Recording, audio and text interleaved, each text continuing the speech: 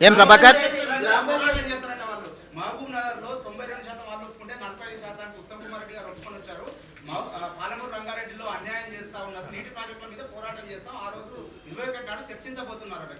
నేనేమంటున్నా అంటే కేసీఆర్ గారిని ప్రతిపక్ష నాయకుడిగా లేఖ రాయమనుంది. 3 రోజులు కానీ 4 రోజులు కానీ కృష్ణానది జలాలు గోదావరి జలాలకు సంబంధించి ఎవరు ఏం చేసిండ్రో చర్చ చేద్దాం కూలంకషంగా, పూర్తి వివరాలతో వచ్చి కూర్చుందాం.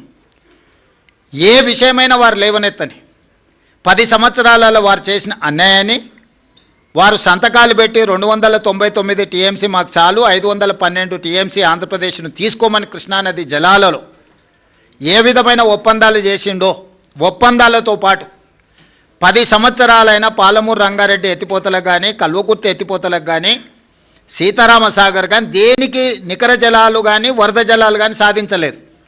సమ్మక్క సారలమ్మ కూడా వారు సాధించకపోతే ఉత్తమ్ కుమార్ రెడ్డి గారు మంత్రిగా సాధించారు. ఈరోజు ఏదైనా పక్క రాష్ట్రం నుంచి మన హక్కులను సాధించడమంటే మేము అధికారంలోకి వచ్చిన తర్వాతనే. వీటన్నిటి మీద వారు లేనప్పుడు పత్రికా సమావేశాలలో మాట్లాడడం నాకు ఇష్టం లేదు. నేను సూటిగా వారితోని చర్చను ఆహ్వానిస్తున్నా. చంద్రశేఖరరావు గారు బీఆర్ఎస్ ఆఫీస్ కార్యాలయంలో చర్చించడం కాదు, వారు అడిగితే ఎప్పుడంటే అప్పుడు ప్రత్యేక సమావేశాల్లో ఏర్పాటు చేస్తా. కృష్ణా గోదావరి జలాల మీద చర్చ చేద్దాం. పూర్తి వివరాలను, వాస్తవాలను ప్రజలకు వివరిద్దాం. ఈరోజు ఉమ్మడి రాష్ట్రానికంటే కూడా తీరని ద్రోహం చేసింది బీఆర్ఎస్, చంద్రశేఖరరావు గారు. ఆధారాలతో సహా మొత్తం సభలో చర్చకు మేము పెట్టడానికి సిద్ధంగా ఉన్నాము.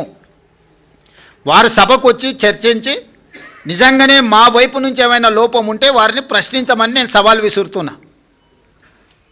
బురద జల్లుతాం, పారిపోతామంటే ప్రజలు అన్నీ గమనిస్తున్నారు. ప్రజలు ఎవరు అమాయకులు లేరు.